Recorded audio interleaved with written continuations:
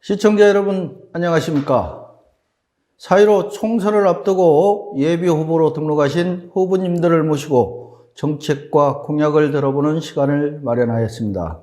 요즘 신종 코로나19로 인하여 대민 접촉을 하는 선거운동을 자제하거나 최소화하고 있습니다.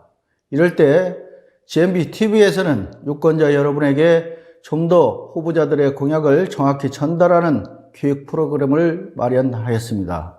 오늘은 고상진 익산 갑지역 민생당 후보님을 모셨습니다. 후보님 안녕하세요. 안녕하세요. 고상진입니다.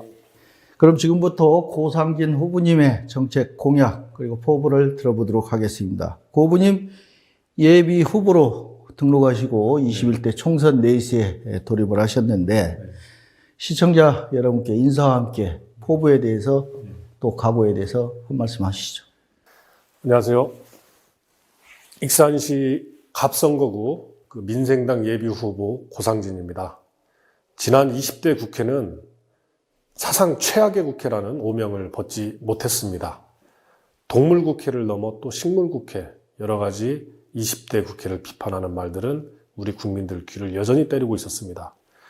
이번 다가오는 4.15 21대 국회에서는 지금까지 보였던 모든 행태를 다 바꿀 수 있는 새로운 정치판이 반드시 이루어져야 된다고 생각을 합니다. 저 고상진 40대 중후반입니다만 아직 젊습니다. 그리고 여전히 젊습니다. 우리 정치판이 앞으로 젊은 사람들이 정치 전면에 나서면서 새로운 정치, 솔직한 정치를 펼칠 수 있도록 익산 시민 여러분들께서 관심과 배려를 반드시 가져주시기를 부탁드리겠습니다. 감사합니다. 고 후보님 선거 운동 중에 유권자 여러분들을 많이 만나시고 계시죠? 네. 요즘 그 유권자 여러분들이 주로 하시는 말씀과 또 만나셔서 느낀 점이 있다면 한 말씀 해주시죠. 예. 신종 코로나, 지금 코로나19라고 명명을 하고 있습니다만, 이런 사태 때문에 대면 접촉이 굉장히 제한되고 있습니다. 하지만 이제 출근, 퇴근 인사 때, 또 거리 인사 때 가끔씩 뵙는 그런 우리 익산 시민의 반응은 첫 번째는 경기가 워낙에 안 좋았던 상황에서 코로나19 사태까지 겹치다 보니까 정말 민생은 파탄 지경이다. 거기에다가 건강과 생명권까지 위협을 받고 있다. 심지어는 그 마스크 하나를 구하기 위해서 새벽 7시 반에 집을 나서시는 어르신도 뵀습니다. 우리 삶이 언제부터 이렇게 피폐해졌고 각박해졌고 긴박해졌는지 정말 너무 죄송스럽고 정치인의 한 사람으로서 익산 시민들께 면목이 없었습니다. 하지만 우리가 이 위기를 다 함께 힘을 모아서 극복을 하고 다시 회생하고 도약할 수 있는 새로운 발판을 마련하기를 바라는 바입니다. 네, 잘 알겠습니다. 고 후보님 이번 총선에 임하면서 슬로건을 만드셨죠? 네네. 예, 슬로건 소개와 함께 그 의미에 대해서도 함께 말씀해 주시죠. 제 선거 사무실이 현재 이제 북부시장 사거리에 있습니다. 크게 현수막을 걸었는데 좀 민망합니다만 제가 이 복싱 복장을 아닙니다만 복싱 글러브를 끼고 3가지를 상대로 한판 붙자 그렇게 했습니다. 3가지 뭐냐면 첫 번째 몰락한 서민경제, 또 지독한 미세먼지, 마지막으로 무능한 구태정치. 이 3가지와 한판 붙자라는 젊은 멋은 고상진을 내세우는 그런 표어를 내세웠습니다. 예. 저는 언뜻 생각할 때 상대 후보고 한판 붙자 이렇게 봤는데 그런 뜻이 아니었군요. 예, 잘 알겠습니다. 고 후보님 그 첫째 공약은 과거 2000년 왕도 익산의 정체성을 정립하는 데 앞장서겠다고 하셨습니다. 자세한 설명과 보관에 대해서 말씀해 주시기 바랍니다. 우리 문재인 정부가 처음에 들어서면서 우리 그 고대사 연구에 대한 하나의 태제를 던진 적이 있습니다. 그 태제는 바로 가야사 연구였습니다. 그 가야사에 대해서 우리가 그동안 그 역사 시간을 통해서도 깊이 있는 그런 학습의 기회가 많이 없었습니다만 그런 태제를 던짐으로써 많은 예산이 집중됐고 활발한 연구 활동이 이루어지고 있습니다. 마찬가지로 우리 익산을 중심으로 한 우리 고대사는 바로 마한사가 있습니다. 그 마한사에 대해서도 우리 익산이 자랑스러운 그런 정체성을 정립할 수 있는 큰 주제라고 생각을 합니다. 그래서 우리 마한사를 중심으로 또 백제사까지 이어지는 왕도 익산에 대해서 정체성을 정립하자라는 그런 취지입니다. 시청자 여러분께서는 잘은 들어보시지는 못하셨겠지만 신라 왕경 복원 사업이라는 게 있습니다. 이것은 경주가 중심이 돼서 12년 동안에 9,450억 원 정도의 예산을 들여서 황룡사 복원 등의 새로운 제2의 부흥기를 꿈꾸는 경주의 프로젝트입니다. 이 프로젝트를 만들어가기 위해서 경주는 국회에서 특별법까지 만들어가고 있었습니다. 하지만 우리 익산은 어떻습니까? 미륵사지 복원 사업에 대한 구체적인 로드맵도 설정이 안 되어 있습니다. 그래서 이번 기회에 백제 왕도뿐만 아니라 마한 왕도까지 우리가 거슬러 올라가서 우리 고대 국가에서 한반도의 중심이었던 또 한 국가의 중심이었던 익산의 정체성을 반드시 제대로 정립을 해서 그 자랑스러운 역사가 우리 익산의 발전으로 발돋움할 수 있는 계기를 마련해 주기를 바라는 그런 뜻이었습니다. 잘 알겠습니다. 둘째 공약을 보니까 현재 물류 거점 도시 익산을 만들겠다고 하셨습니다. 예. 거기에 대해서도 자세한 설명 부탁드립니다. 네, 익산은 자타가 공인하는 그런 교통의 중심지입니다. 사통팔달의 한 가운데, 특히 서해안 벨트에서 충청과 호남의 한 가운데에 위치해 있고 또 서울에서 익산까지 1시간이면은 접근할 수 있는 그런 접근의 용이성이 빛을 발하고 있습니다. 그런 익산이 앞으로 서해안 시대, 특히 새만금을 중심으로 한 경제 특구가 제대로 개발이 되고 또 그런 작용을 하게 됐을 때 우리가 지금 미리 준비를 해야 될 부분들이 저는 분명히 있다고 생각을 합니다. 그때 새만금이 개발이 된 이후에 우리가 준비한다는 것은 조금 앞뒤가 맞지 않고 그런 선제성을 뺏길 수 있는 그런 우려가 있습니다.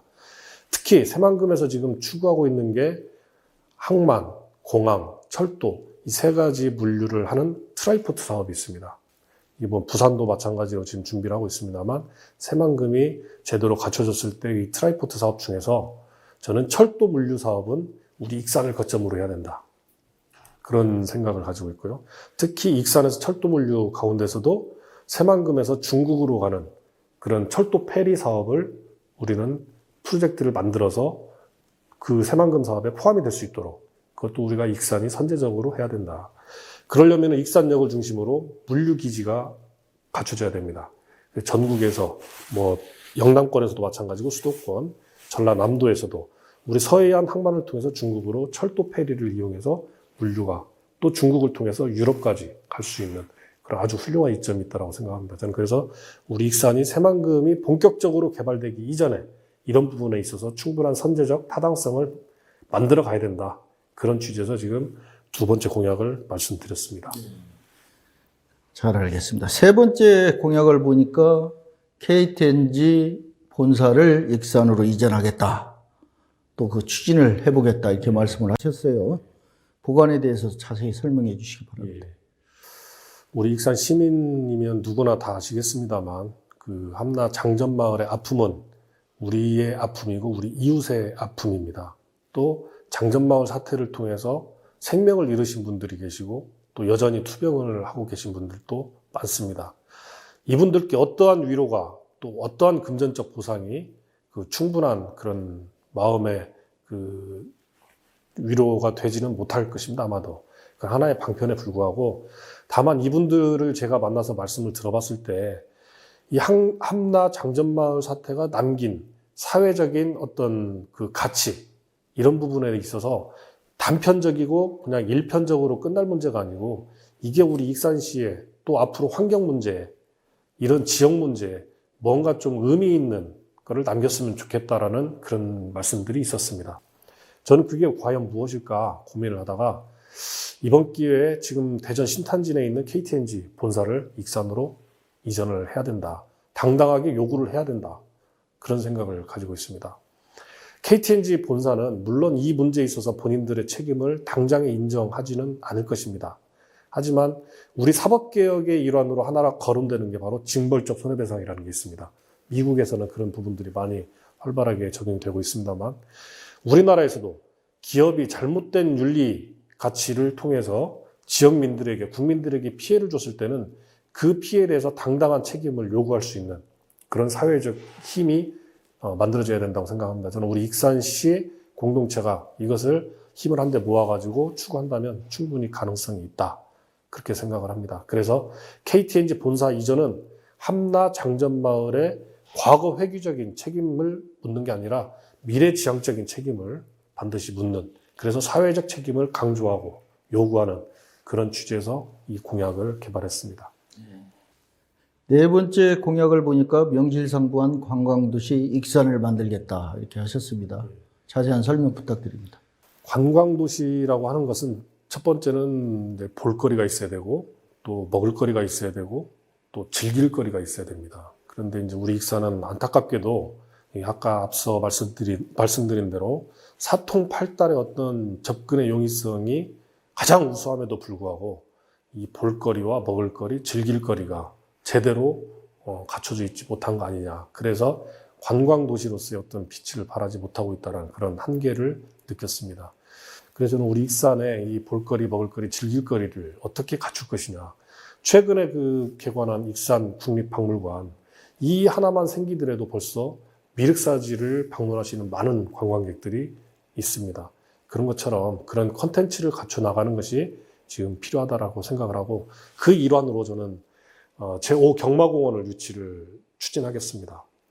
제5경마공원은 지금 우리나라 경마공원이 4개가 있고 또 추진 중에 있는데 과천경마공원, 부산경마공원, 제주경마공원, 네 번째는 경북 영천에 지금 경마공원이 조성 중에 있습니다.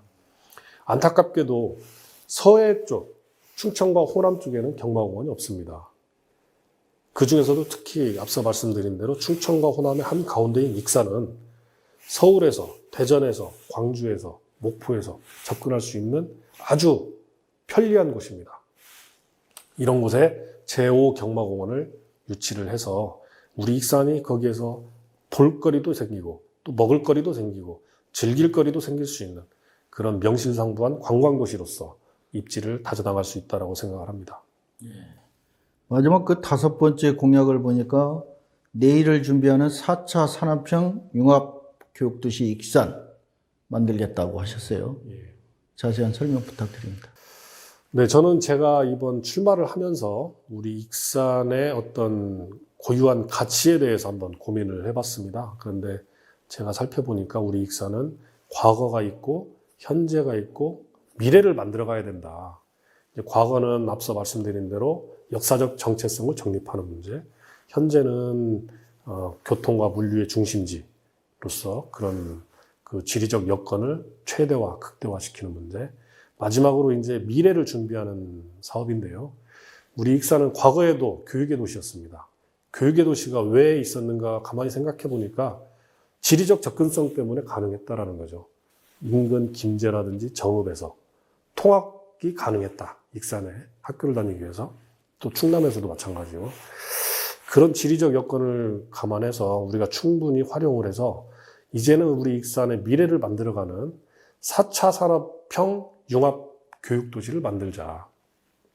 여러 가지가 있겠습니다만 저는 한 가지를 수학의 도시로 만들고 싶습니다. 우리 익산은. 지금 제도권 교육에서는 수포자를 양산하는 교육 시스템입니다. 그런데 수포자 양상은 이게 비단 우리 학생들의 경쟁력을 저하시키는 것뿐만이 아니라 우리 국가 경쟁력을 좀먹는, 경쟁력을 현격하게 저하시키는 그런 잘못된 교육 방식입니다. 앞으로 4차 산업혁명 시대의 가장 기본은 바로 알고리즘입니다. 이 알고리즘을 이해하기 위해서는 수학을 반드시 이해해야 됩니다. 그런데 재미없는 수학, 따분한 수학, 어려운 수학, 그렇기 때문에 학생들이 자꾸 수포자로 이렇게 내몰리는 그런 제도적 교육 시스템을 바꿔야 됩니다.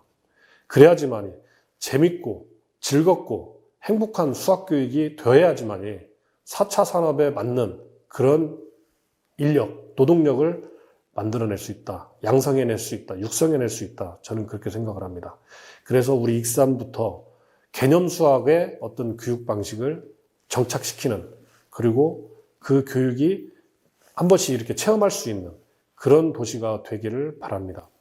독일에 아주 유명한 수학박물관이 있습니다. 마테마티쿤 박물관이라는 수학박물관이 있는데, 그런 수학박물관에 능가하는 그런 수학박물관을 하나 만들어서 전국에 있는 유치원생, 초등학생, 중학생, 고등학생 누구라도 익산을 한번 다녀가면서 그런 개념 수학의 어떤 이해도를 넓히고 또 체험해가면서 필요한 기자재를 구입해서 이것들을 가지고 수학에 대한 흥미를 절대 떨어뜨리지 않는, 그래서 이런 것들이 좀 더 보편화되고 확산이 됐을 때 우리나라 제도 수학 교육 자체도 크게 한번 바뀌어야 된다.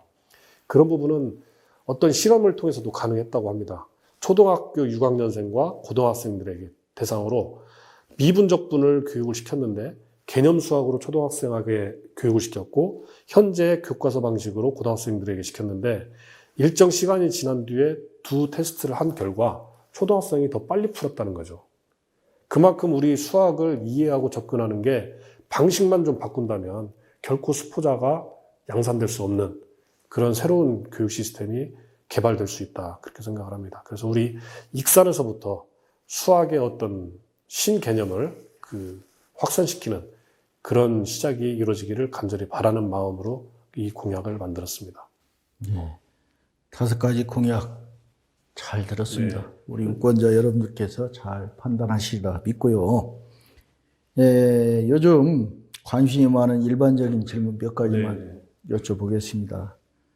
고부님, 연동형 비례대표제, 위성정당 문제로 요즘 정치권이 아주 시끄러운데 어떻게 생각을 하시는지 말씀해 주시기 바랍니다.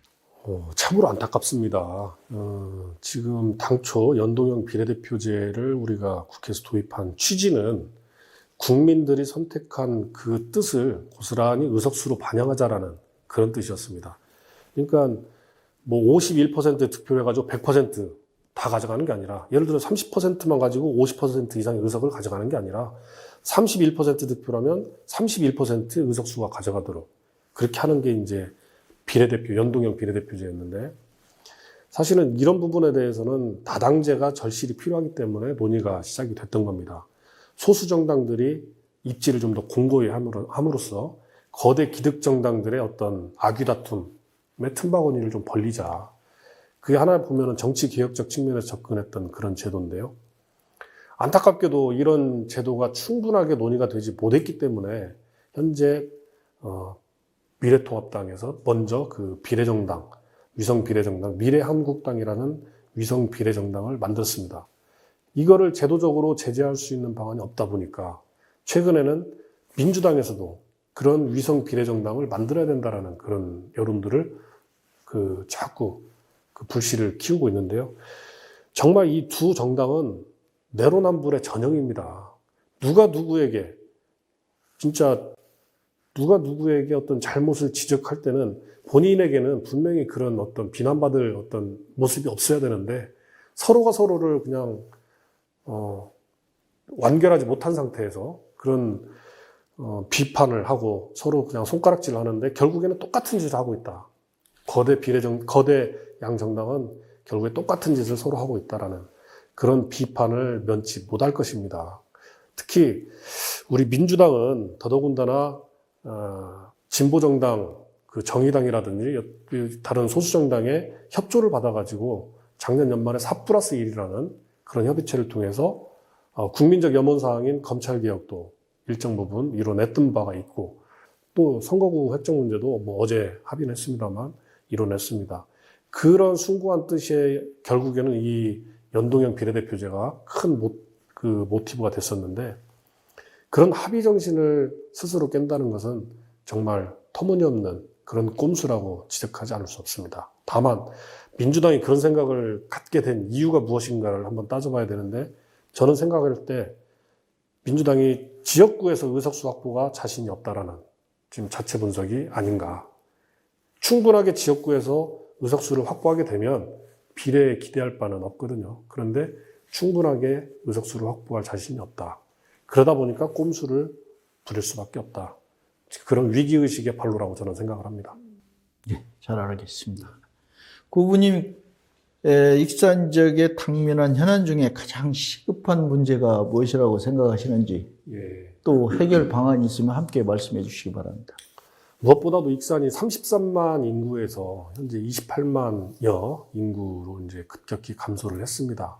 그것은 뭐 우리나라 전체적으로도 인구 절벽 시대가 곧 목전에 와 있기 때문에 비단 우리 익산만의 문제는 아니겠습니다만, 하지만 그 감소폭이 대단히 크고 그 이유가 경제적인 어떤 문제, 또 취업의 문제, 그 환경의 문제, 이런 것들이 있기 때문에 저는 이런 부분들을 조금이라도 우리 행정력이나 정치력이 발동이 돼서 좀 더 우리 익산을 떠나지 않는 그런 도시로 만들어야 된다. 그러려면은 우리 익산 시민들이 즐겁고 행복한 도시를 스스로 만들어가는 그런 노력이 필요하다고 생각을 합니다.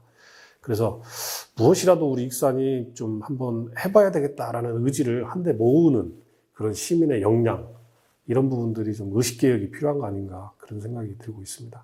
예. 고부님, 이 선거철만 되면 네거티브, 흑색 선전, 이로 인해서 지역을 분열시키고 또 우리 익산 시민들에게 큰 상처를 많이 남기거든요. 또 선거가 끝나고 나면 후보들 간의 고소고발, 또 사실에 근거해서 말씀드린 것도 가짜뉴스, 뭐 이런 말씀들을 많이 해요. 거기에 대해서 한 말씀 해주시죠. 저는 그렇게 생각을 합니다. 선거운동 방식은 포지티브 방식이 있고 네거티브 방식이 있습니다. 그런데 우리 시민들께서 일반적으로 받아들일 때 네거티브 방식은 불법 선거운동이다, 그렇게 어감적으로 다가갈 수 있습니다만, 사실은 네거티브 선거 방식도 하나의 공정한 선거 방식입니다. 다만 네거티브를 벗어나서 마타도어라고 하는 흑색 선전, 이것은 사실은 불법 선거의 범주에 포함될 수 있습니다. 없는 사실을 만들어서 그거를 악의적으로 유포하는, 그게 이제 마타도어고 흑색 선전입니다. 이런 부분들은 우리 선거운동 방식에서 반드시 배제되고 배척되어야 되는 그런 선거운동 방식이다라고 생각을 합니다. 다만 분명한 사실관계임에도 불구하고 이게 본인한테 불리하다라고 해서 무조건 흑색 선전이다, 마타도어다 하는 것은 그 자체로서 정의롭지 못한, 솔직하지 못한 후보자의 인성이다. 그래서 충분하게 시민들께서 사실을 바탕으로 후보자의 자질과 도덕성을 평가하고 판단하고 분석할 수 있도록 그런 정보를 제공하는 것은 우리 후보자들로서도 필요한 사항이다라고 생각을 합니다. 아울러서 또 선거 이후에 후보자 간 고소고발 사건이나 또 후보자가 시민을 또 언론을 상대로 고소고발하는 행태는 저는 매우 바람직하지 않다. 선거는 정말 축제가 되어야 되지만 지금 우리 풍토상 축제는 기대하기가 너무 요원한 그런 현실입니다. 다만 축제는 못 된다 하더라도 이게 서로 간의 갈등과 반목, 그리고 또 증오의 대상이 돼서는 안 된다, 그렇게 생각을 합니다. 그래서 이런 고소고발이나 이런 부분들 저는 반드시 좀 근절돼야 되는, 그래야 우리 익산이 앞서 말씀드린 대로 익산 시민의 역량을 하나로 결집할 수 있는 그런 토대가 마련될 수 있다고 생각을 합니다. 네. 아무튼 우리 정치인들로 인해서 우리 지역의 익산 시민들이 분열되고 상처를 받고 아픔을 받는 그런 일은 좀 없었으면 좋겠다, 이 말씀을 좀 부탁을 드리겠습니다. 네. 이제 방송을 마칠 시간이 되었습니다. 우리 고부님 끝으로 다하지 못한 말씀이 있으시면 이 시간을 이용해서 충분히 말씀을 하시고 마무리 인사도 함께 해주시기 바랍니다. 우리 익산 시민 여러분, 자랑스럽고 존경스럽습니다. 익산 갑은 변화의 바람이 시작되었습니다. 하지만 같은 세대, 같은 정당으로의 회귀는 결코 새로운 변화라고 할 수가 없습니다. 앞으로 펼쳐지는 선거운동 기간 동안에 어떤 후보자가 진정한 변화의 후보자인지, 또 우리 익산을 새롭게 바꿀 적임자인지에 대해서 꼼꼼하게 관심을 가지고 꼭 챙겨봐 주시기를 바라겠습니다. 저 고상진은 전라북도에 몇 안 되는 40대 후보입니다. 어느덧 40대가 가장 나이 어린 후보자가 됐습니다. 하지만 과거에는 40대 때 대권을 노렸던, 그리고 현재도 여전히 유럽에서는 30대 수반들이 속속들이 출연하고 있습니다. 이제 우리 정치 전면에 젊은 사람들이 좀 더 많이 들어가고 신구 조화를 이뤄서 우리 정치 풍토가 바뀌는 그런 새로운 선거 혁명이 일어나기를 간절히 바라겠습니다. 그 혁명의 시작이 익산이기를 더욱 간절하게 바라겠습니다. 감사합니다. 오늘 민생당 고상진 익산 갑적 예비 후보님을 모시고 정책과 공약, 포부, 각오를 들어봤습니다. 유권자 여러분께서는 충분히 검증을 했으리라 믿습니다. 요즘 코로나19로 인해서 이번 선거가 캄캄이 선거가 되지 않을까 우려의 목소리가 큽니다. GMBTV에서는 앞으로도 유권자 여러분들에게 충분히 정책과 공약을 알리는 훌륭한 방송이 되도록 최선의 노력을 다하겠다는 약속을 드리면서 오늘 방송을 모두 마치도록 하겠습니다. 고상진 후보님 수고하셨습니다. 감사합니다. 시청자 여러분 대단히 감사합니다.